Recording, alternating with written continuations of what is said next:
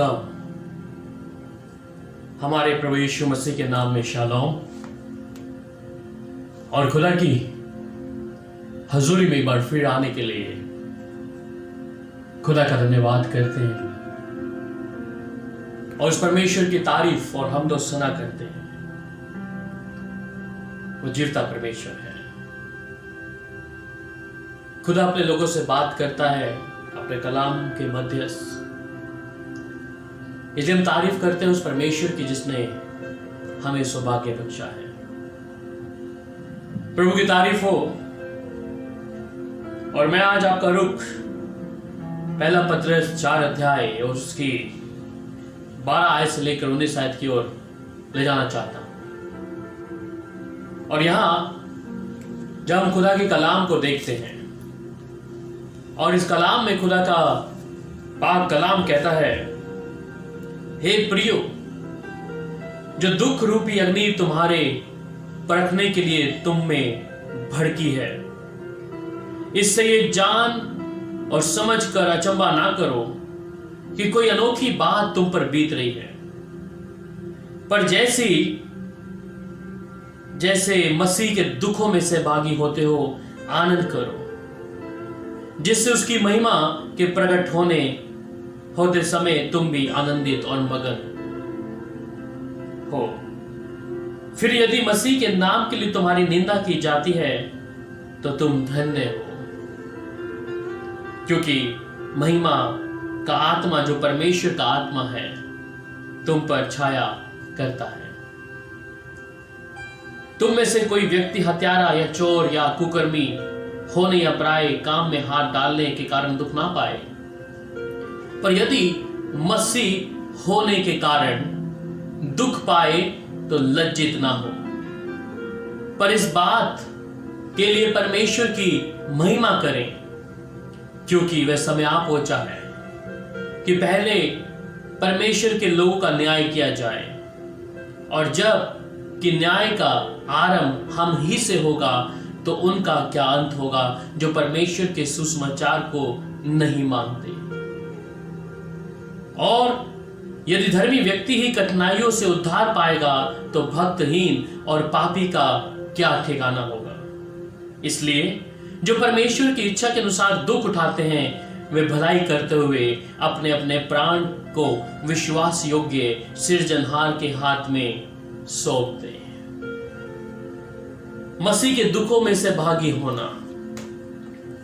आज हम सब अलग अलग इच्छाओं में हैं और हम ये बात मानते हैं कि मसीह के जीवन के जब हम दुखों को और उस परेशानियों को देखते हैं,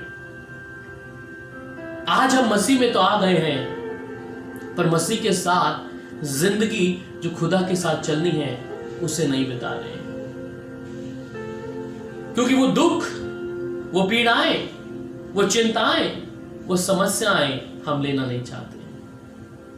मेरे अजीजों, यहां पर जो हमने पहला पत्र 4 उसकी 12 से 19 आयत तक पढ़ा है और कहता है कि हे प्रियो, जो दुख रूपी अग्नि तुम्हारे परखने के लिए तुम में भड़की है, इससे ये समझकर अचंभा ना करो कि कोई अनोखी बात तुम पर आ बीती है।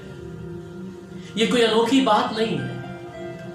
मसीह, प्रभु यीशु मसीह जब इस संसार में था वो दुख में रहा। लोगों ने उसके विषय में गलत गलत बोलकर कि ये बाल देवता को मानने वाला है, या उसके विषय में ऐसी ऐसी कठोर बातें जो यीशु ने सुना, यहां तक कि उसको मारने के लिए भी लोग आए। परमेश्वर का पुत्र ये बात जानता था। आज मसीह होने के बावजूद हम बहुत से मसीह हैं जो अपने नाम के पीछे मसीह लगाते हैं, पर जब दुख की घड़ी आती है तो हम उस मसीह को, उस प्रभु यीशु मसीह का इनकार कर देते हैं। वह बाइबल में पहला थिस्सलुनीकियों में और उसकी 3 अध्याय और उसकी 2 आयत में कहता है, वहां कहता है, और हमने तीमुथियुस को जो मसीह के सुसमाचार में हमारा भाई है और परमेश्वर का सेवक है, इसलिए भेजा कि वह तुम्हें स्थिर करे और तुम्हारे विश्वास के विषय में तुम्हें समझाए। यहां पर यह चीज जानने की है कि उस समय तीमुथियुस को जब भेजा गया उस थिस्सलुनीकियों की कलीसिया में, यह समझाने के लिए कि मसीह का दुख तुम्हें भी सहना पड़ेगा। आज बहुत से लोग हैं जो खुदा की आशीष और बरकतों को लेने के लिए आते हैं, पर जब दुख की घड़ी आती है तो अपने पल्ले को झाड़ देते हैं। याद रखें, एक मसीह जीवन में जब आप मसीह के अनुसार चल रहे हैं, प्रभु यीशु मसीह के अनुसार आपका जीवन है, तो आपका जीवन परमेश्वर के जब मुताबिक होगा, आप देखेंगे कि उसमें उतार चढ़ाव होंगे। सिर्फ समतल जिंदगी नहीं होगी, उसमें दुख होंगे, पीड़ाएं होंगी, पर उन दुख और पीड़ाओं में परमेश्वर आपको अपनी शांति से भी भरेगा। जब चारों तरफ कलेश होंगे और फिर परमेश्वर अपनी शांति से आपको भर देगा। इसलिए पहला पत्र से 1 अध्याय की 6 आयत में कहता है कि और इस कारण तुम मगन होते हो, यद्यपि अवश्य है कि अब कुछ दिन तक नाना प्रकार की परीक्षाओं के कारण उदास हो। नाना प्रकार की परीक्षाओं में यीशु मसीह के विषय में जब हम पढ़ते हैं, जहां लोग कहते हैं कि वो उपवास में गया, उपवास तो था पर सही मायने में वो परीक्षा में जाने के लिए तैयार हुआ था, क्योंकि उसी घड़ी से परीक्षाएं उसके जीवन में आरंभ हो गई थी। जब वो उस बड़ाई के काम को छोड़कर और जब अपनी उम्र के हिसाब से वो 30 साल अपने यहूदियों की प्रथा के अनुसार कि जब तक वो बच्चा 30 साल तक वहां पर है वो काम करेगा, अपने माता पिता का ध्यान रखेगा, पर 30 साल के बाद वो अपनी सेवा परमेश्वर की करने आरंभ किया। मेरे अजीजों, 2 तीमुथियुस 3 अध्याय 12 में वो कह देता है कि पर जितने मसीह यीशु में भक्ति के साथ जीवन बिताना चाहते हैं वे सब सताए जाएंगे। और बाइबल में आप देखते हैं कि जितने भी चेले हैं, अपोस्टल्स हैं, प्रेरित हैं, भविष्यवक्ता हैं, ये लोग परमेश्वर के वचन के अनुसार चलने वाले व्यक्ति थे, परमेश्वर की आज्ञा मानने वाले व्यक्ति थे, पर इनके जीवन में सताव सबसे अधिक था। दुख इनके इर्द गिर्द घेरे रखता था, समस्याएं एक के बाद इनके लिए तैयार रहती थी। तो हम कैसे कह सकते हैं कि अगर मैं मसीह में हूं तो मेरे जीवन में शांति होगी, कोई दुख, पीड़ा, समस्या मेरे नजदीक नहीं फटकेगी? पर उन समस्याओं में परमेश्वर अपनी शांति से अपने लोगों को भरता है।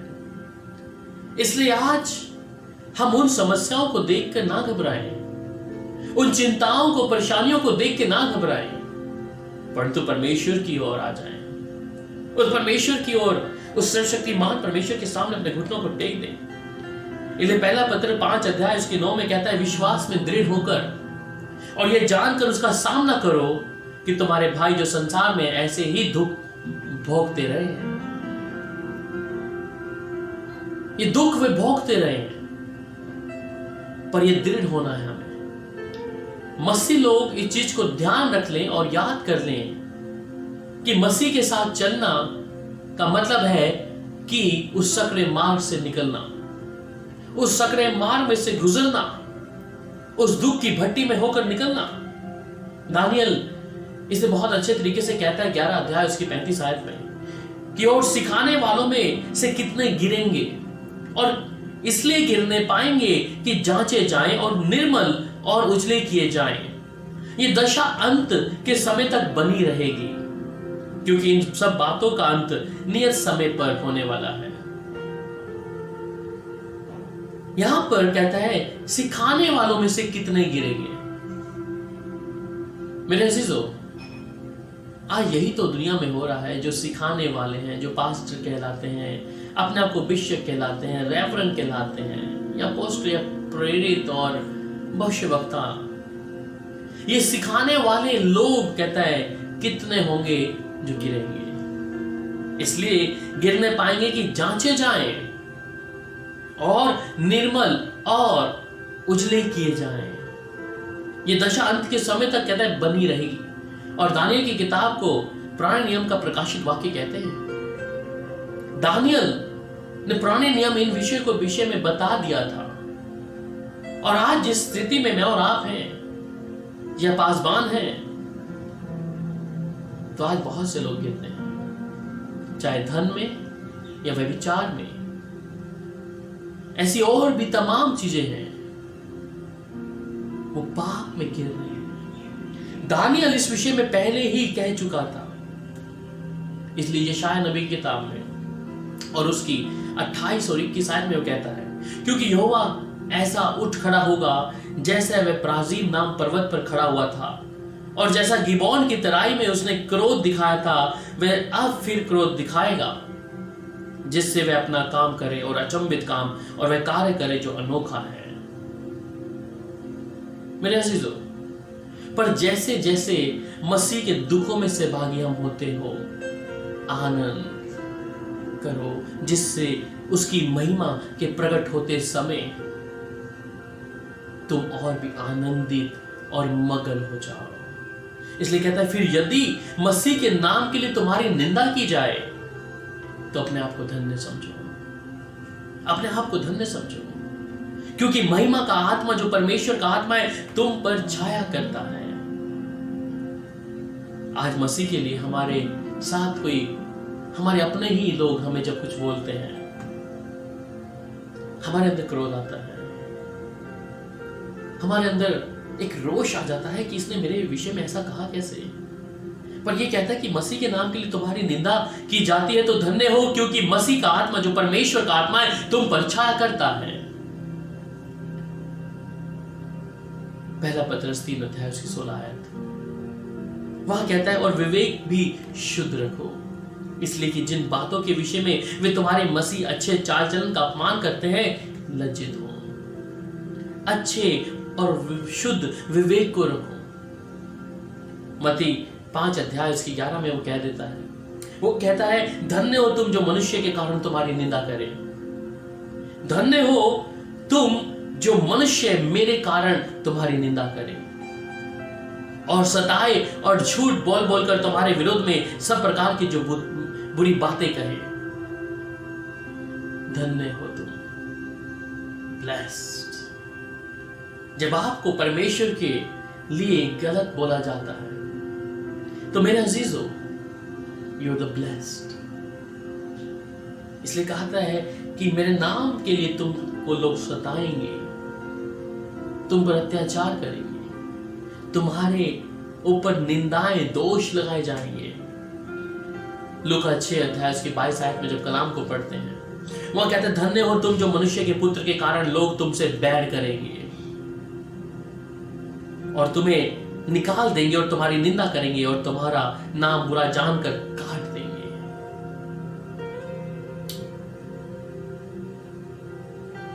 You are blessed when the people says against you।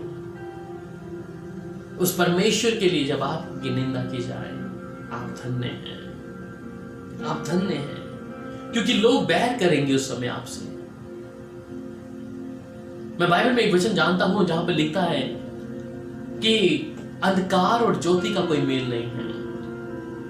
अंधकार और ज्योति का कोई मेल नहीं। जब परमेश्वर की ज्योति आपके भीतर है, आपके अंदर है, जो अंधकार में है वो उसे बर्दाश्त नहीं कर पाएंगे, वो उस ज्योति के सामने टिक नहीं पाएंगे, परंतु वो उसके विषय में क्या है, गलत गलत बातें, निंदाएं, ऐसी ऐसी बातों को कहेंगे। पर वचन कहता है, यू आर ब्लेस्ड, तुम धन्य हो, तुम धन्य हो कि मेरे नाम के लिए तुम्हारी ताड़ना की जाती है, तुम्हें सताया जाता है। भजन संहिता 146 उसकी 5 आयत में, और वहां पर कहता है, क्या ही धन्य है जिसका सहायक याकूब का परमेश्वर है। क्या ही धन्य है वह जिसका सहायक याकूब का परमेश्वर है और जिसका भरोसा अपने परमेश्वर यहोवा पर है, जिसका भरोसा अपने परमेश्वर यहोवा पर है। क्या ही धन्य है। आपको मालूम है, जब लोग आपके विषय में गलत बोलते हैं, आप वचन की सच्चाई को लोगों तक जब बताते हैं, बयान करते हैं, और मेरी जिंदगी का एक तजुर्बा मैं आपको बताना चाहता हूं। जब जब मैंने खुदा के सही वचन को लोगों तक दिया, और उस समय लोगों को जब यहां चुभता है, या तो वो आपसे बातचीत करना बंद कर देंगे, या आपको ब्लॉक कर देंगे, या आपको किसी भी तरीके से आपसे बातचीत करने के लिए उनका साहस नहीं होगा। और मैं कहता हूं परमेश्वर का धन्यवाद कि सर्वशक्तिमान परमेश्वर का वचन उन्हें चुभ गया है। इब्रानियों 4:12 में कहता है कि परमेश्वर का वचन एक दोधारी तलवार है, चोखा है, मांस मांस गुदे गुदे को आर पार छेद देता है। ऐसा मेरी जिंदगी में बहुत बार हुआ है जब मैंने खुदा के कलाम को सही तरीके से लोगों को बताया है। उसके बाद वे लोग मुझ तक अप्रोच करने की कोशिश नहीं करते, वो या तो अपने आप को अलग कर लेते हैं। पर मैं परमेश्वर का धन्यवाद करता हूं कि वचन उनको चुभा है। बाइबल लिखा है कि परमेश्वर का वचन कभी भी खाली लौट कर नहीं आता चीजों। इसलिए पहला पतरस 3 उसकी 14 में कहता है, वो कहता है, और यदि तुम धार्मिकता के कारण दुख भी उठाओ तो तुम धन्य हो, पर उनके डराने से मत डरो और ना घबराओ। तुम उस धार्मिकता के कारण अगर दुख उठा रहे हो तो धन्य हो। You're bless and bless and bless. सच में मैं उत्साहित करूंगा आप सब विश्वासियों को, पासवानों को, प्रभु का वचन बेखौफ होकर दे, खुदा का कलाम बेखौफ होकर दे, क्योंकि आपके लिए और मेरे लिए बड़ा प्रतिफल परमेश्वर ने रखा है। इसलिए परमेश्वर ने कहा धन्य है। यू नो कि धन्य किसको कहा जाता है? धन्य कहा जाता है जो परमेश्वर की इच्छा के अनुसार चलता है, उसकी धार्मिकता में, जो परमेश्वर का अजीज है। इसलिए परमेश्वर खुद कहता है, क्या ही धन्य है मेरे। यशायाह 51 उसके 7 आयत में वह कहता है, हे धार्मिकता के जानने वालों, जिनके मन में मेरी व्यवस्था है, तुम कान लगाकर मेरी सुनो। मनुष्य की नाम धराई से मत डरो और उनके निंदा करने से विस्मित ना हो। कि जो लोग आपकी निंदा कर रहे हैं उससे आपको विस्मित होने की आवश्यकता नहीं है, घबराने की आवश्यकता नहीं है, परंतु परमेश्वर के वचन में और भी बढ़ते जाने की आवश्यकता है। इसलिए वो आगे लिखता है, तुम में से कोई व्यक्ति हत्यारा या चोर या कुकर्मी होने या पराये काम में हाथ डालने के कारण दुख ना पाए, पर यदि मसीह होने के कारण दुख पाए तो लज्जित ना हो, पर इस बात के लिए परमेश्वर की महिमा करे। अगर मसीह होने के कारण आप दुख पा रहे हैं तो लज्जित ना हो मेरे भाइयों, मेरे प्रियो, इस बात के लिए परमेश्वर की महिमा करें। आज बहुत सी बहनें हैं, बहुत से भाई हैं जो विश्वास में, एक परिवार में सिर्फ एक ही विश्वास में है, परंतु जब उनके परिवार के लोग, उनके रिलेटिव्स उन्हें बोलते हैं, उनका मन दुखी होता है। यह परमेश्वर का वचन है। इसलिए कहता है, यदि मसीह होने के कारण तुम दुख पाए हो तो लज्जित ना हो, पर इस बात के लिए परमेश्वर की महिमा करो। प्रेरितों के काम 5 अध्याय उसकी 41 आयत में कहता है, वे इस बात से आनंदित होकर महासभा के सामने से चले गए कि हम उसके नाम के लिए निरादर होने के योग्य हो ठहरे। दूसरा तीमुथियुस 1 अध्याय उसकी 12 में कहता है, इस कारण मैं इन दुखों को भी उठाता हूं पर लज्जाता नहीं हूं, क्योंकि मैं उस से जिसकी मैंने प्रतीति की है मैं जानता हूं, और मुझे निश्चय है कि वह मेरी दादी के उस दिन तक रखवाली कर सकता है। मैं दुखों को उठाता हूं पर लजाता नहीं हूं। फिलिपियों 1 अध्याय उसके 29 आयत में कह देता है, क्योंकि मसीह के कारण तुम पर यह अनुग्रह हुआ है कि ना केवल उस पर विश्वास करो पर उसके लिए दुख भी उठाओ। इसका प्रतिफल बहुत बड़ा है मेरे अजीजों। पहला पत्र 4:19 में क्या कहता है? वो कहता है, इसलिए जो परमेश्वर की इच्छा के अनुसार दुख उठाते हैं वे भलाई करते हुए अपने प्राण को विश्वास योग्य सिरजनहार के हाथ में सौंप दे। इसलिए जो परमेश्वर की इच्छा के अनुसार दुख उठाते हैं वे भलाई करते हुए अपने प्राण को विश्वास योग्य सृजनहार के हाथ में सौंपते हैं। क्या ही परमेश्वर के वचन है। आगे वो लिखता है, क्योंकि वह समय यहां पहुंचा है कि पहले परमेश्वर के लोगों का न्याय किया जाएगा, और जबकि न्याय का आरंभ हम ही से होगा तो उनका क्या अंत होगा जो परमेश्वर के सुविचार को नहीं मानते। वो समय यहां पहुंचा है मेरे अजीजों। जगह जगह पर हम कहीं ना कहीं ऐसी चीजों को देख रहे हैं जो यीशु की आमद के चिन्हों को दिखा रहा है। कहीं ना कहीं हमारे जीवनों में इन चीजों के विषय में हम देख रहे हैं, क्योंकि दूसरा थिस्सलुनीकियों 1 अध्याय उसकी 8 में कहता है, और जो परमेश्वर को नहीं पहचानते और हमारे प्रभु यीशु के सुसमाचार को नहीं मानते, उनसे पलटा लेगा। यिर्मयाह 25 अध्याय उसके 29 आयत में कहता है कि देखो, जो नगर मेरा कहलाता है, मैं पहले ही उसी में विपत्ति डालने लगूंगा। क्या तुम लोग निर्दोष ठहर के बचोगे? तुम निर्दोष ठहर के ना बचोगे, क्योंकि मैं पृथ्वी के सब रहने वालों पर तलवार चलाने पर हूं। सेनाओं के यहोवा की ये वाणी है। पहला पत्रस 2 अध्याय उसकी 8 में कहता है, और ठेस लगने से पत्थर और ठोकर खाने की चट्टान हो गया, क्योंकि वे तो वचन को ना मानकर ठोकर खाते और इसी के लिए वे ठहराई दी गए हैं। मेरे अजीजों, वो समय आ रहा है, जिन चिन्हों को हम देख रहे हैं, और आज इस संसार की जो परिस्थिति है वो अच्छी नहीं है। पूरी दुनिया की परिस्थिति अच्छी नहीं है, दुख है, समस्या है, पर जो मसीह में है वो आनंद कर रहे हैं। जो प्रभु यीशु पर निर्भर हैं, एक एक चीज में वो आनंदित है। उन्हें मालूम है मेरा परमेश्वर मेरे साथ में है। मेरे दुख उठाने से भी परमेश्वर की महिमा होगी, क्योंकि मेरे लिए स्वर्ग में बड़ा प्रतिफल परमेश्वर ने लिखा है। आगे वो लिखता है इस बारे में, और यदि धर्मी व्यक्ति की कठिनता से उद्धार पाएगा तो भक्तहीन और पापी का ठिकाना क्या होगा। नीति वचन 11 अध्याय उसकी 31 में कहता है, देख, धर्मी को पृथ्वी पर फल मिलेगा तो निश्चय है कि दुष्ट और पापी को भी मिलेगा। लूका 23 अध्याय उसकी 31 आयत में कहता है, क्योंकि जब वे हरे पेड़ के साथ ऐसा करते हैं तो सूखे के साथ कुछ ना किया जाएगा। इसलिए जो परमेश्वर की इच्छा के अनुसार दुख उठाते हैं, वे भलाई करते हुए अपने प्राण को विश्वास योग्य सृजनहार के हाथ में सौंपते हैं। वो भलाई करते हुए अपने आप को सृजन के हाथ में सौंपते हैं। इसलिए मेरे अजीजों, मेरे मसीह में प्यारे भाई बहनों, परमेश्वर जो मेरा परमेश्वर है और आपका परमेश्वर है, अगर आप उसके लिए दुख उठा रहे हैं तो आनंद समझे। अगर आज आपकी निंदा की जा रही है आपके परिवार में, आपके घरानों में, परमेश्वर की तारीफ करें, उस परमेश्वर की तारीफ करें, उस यहोवा की तारीफ करें कि मेरा परमेश्वर जिसके लिए मैं दुख उठा रहा हूं अपने इस संसार में।